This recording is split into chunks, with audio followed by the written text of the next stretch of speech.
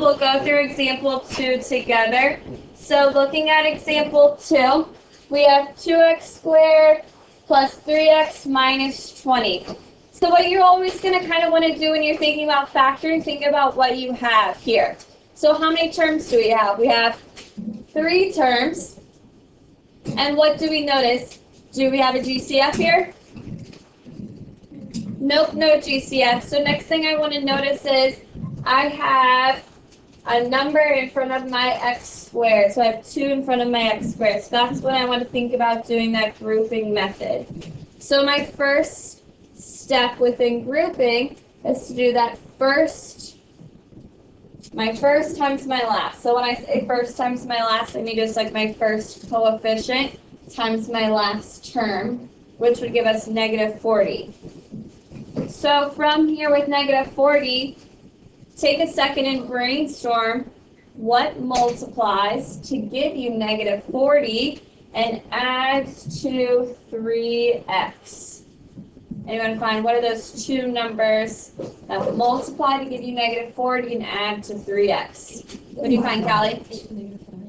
8 and negative 5. Good. So that doesn't mean my answer is x plus 8 and x minus 5, because here I have a number in front of my x squared. That's when I'm setting up grouping. So to set up grouping means you're going to have 4 terms. So my middle term of 3x is going to be replaced by an 8x and a minus 5x. So what do we notice? 8 minus 5x. That gives us 3x, kind of what we originally started with. We're making 4 terms here so we can set up for grouping. So when you're here with grouping your first 2 terms together and thinking about what's our GCF between those first 2 terms? 2x. So then we would have x plus 4. And then same thing with my last 2 terms. What's the GCF between those 2 terms? Negative 5. So I would have x plus 4.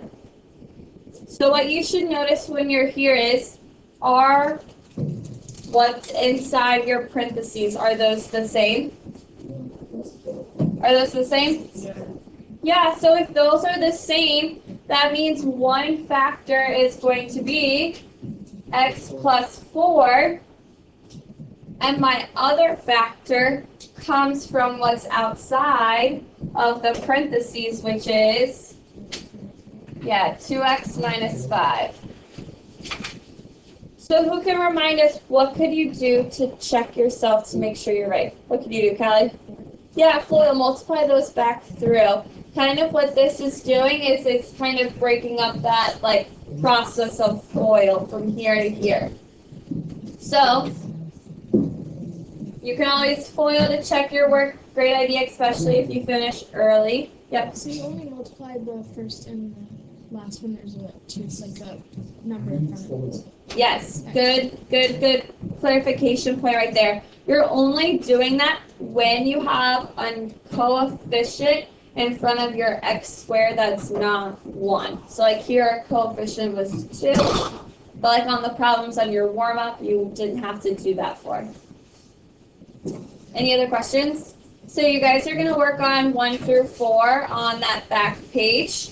If you're someone that maybe got a jump start on it during the warm-up and you finish early, then you're going to work and look at the difference of squares on the next page. So that A through F, difference of squares. Is this for homework? It is not your homework. You're going to finish all that in class today.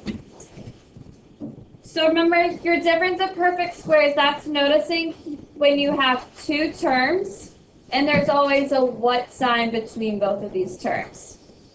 No, it says minus, a subtraction sign. So notice that's when you have 2 terms, a subtraction sign between them, and both of these are perfect squares. So thinking about just looking at B, when you're factoring this number, you have your a squared minus your b squared, and then it's just going to be like a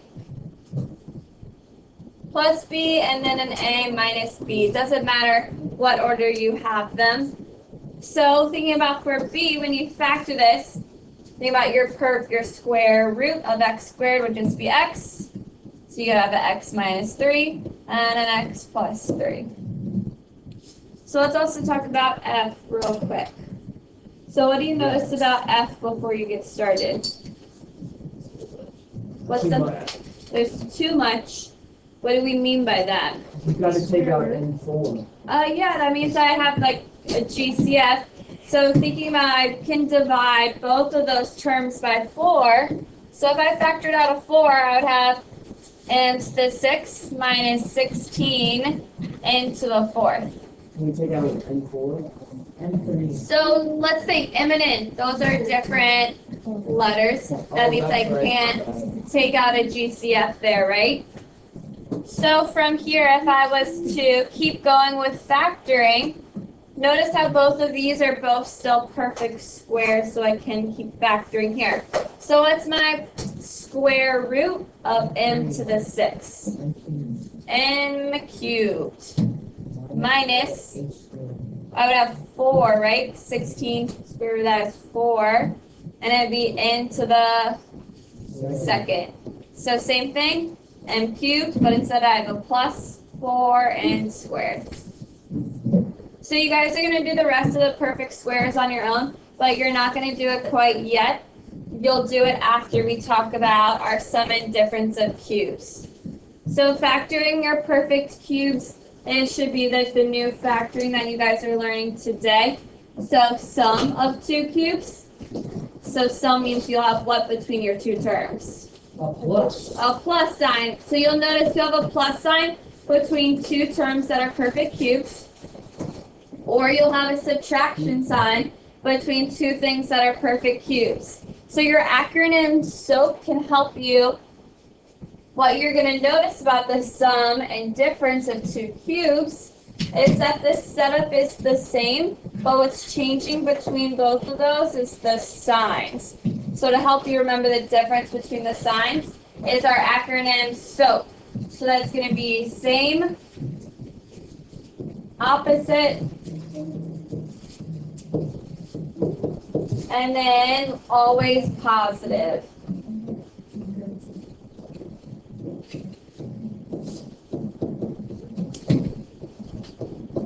So same, opposite, always positive.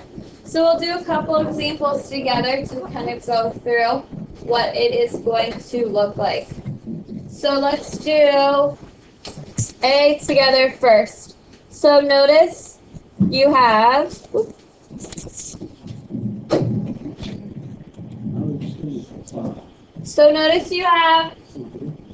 x cubed and 27. Those are both perfect cubes, right? So let's thinking about what's the cube root of x cubed? Just x. And what's our cube root of 27? 3. So kind of think x and 3 are kind of like your anchor points between, kind of representing that a and b within your pattern. So your first factor, is going to be x plus 3. Remember, my S in SOAP stands for my first sign is going to be the same. So next up in that second factor, it's going to be, x squared, because it's this term, all squares. So think about x squared would just be x squared. Next up, I'm going to have my opposite sign, which means I'll have a minus. So your middle term is going to be 3x. It's from x times 3, which is just 3x. And then your last term is 3 squared, which will just give us what? Always positive, so positive 9. So let's look at this A together too with our difference of 2 cubes. So once again, x cubed and 1, those are both perfect cubes. So think about my cube root of x cubed is just x. My cube root of 1 is just 1. So think about those kind of my anchors to help me fill in the rest of those factors. So what's our first factor gonna become? Good, x minus 1. I took the cube root of both of those terms, and I'm using the same sign. And then my second factor is x squared first. Good, opposite sign, so plus. Good, plus x because it's x times 1. And then plus 1. 1 squared is 1. Do you guys want to do one more together? Yes. Okay, what do we want? B. Well, they're both B.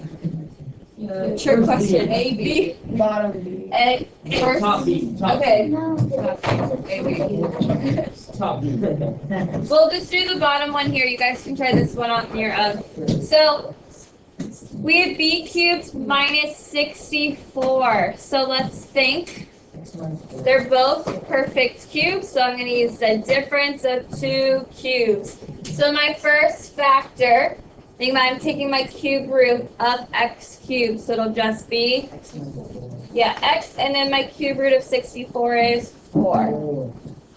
If you need help figuring out a cube root, if you are in your calculator, math, and then it's option number 4, gives you that cube root. So your next factor, think about it's going to come from x squared. I'm using my opposite sign, so I'll have a plus. Yeah, it's opposite, right? So if I originally started with a minus, then my next is a positive, adding. So then my next term would be x times 4 together, which is 4x. And then I'm always positive at the end, 416. So there is a few things. If you guys, so what you're going to do next is you'll finish the front of this, and then you'll do the back side of this worksheet too. So if you actually flip to the back real quick. Oh my God.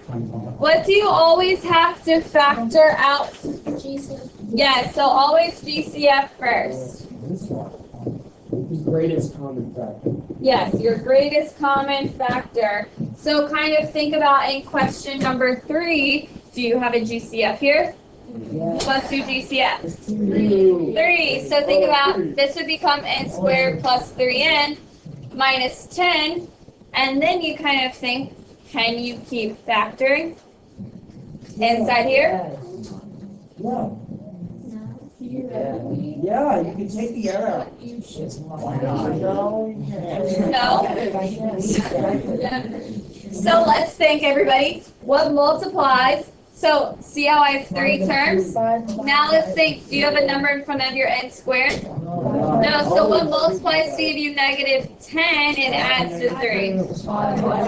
Yes, so remember your GCF just keeps sliding down, so you'd have n plus 5 and then n minus 2.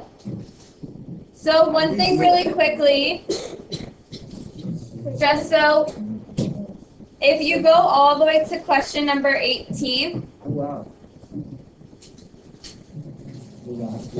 yes, the last question number 18. What do we notice about question 18? It's cubes. It's sum of cubes, right? So let's talk about this one using our sum of cubes real quick. So my first factor, let's think. What's the cube root of 8x cubed? Yes, it would be 2x plus 1. So this is the part we always trip up. So that's why I wanted to talk about this. My first term is 2x all squared. So that means your first term would be what? 4x squared. Don't just get in the habit of making your x squared and just putting 2x squared. It's 2x all squared. Then I'm using my opposite sign. And then my middle term would be 2x times 1, which is just 2x. 2x plus 1. Yep. And then always positive. 1 squared is 1. So from here, This is what's happening from here, everybody.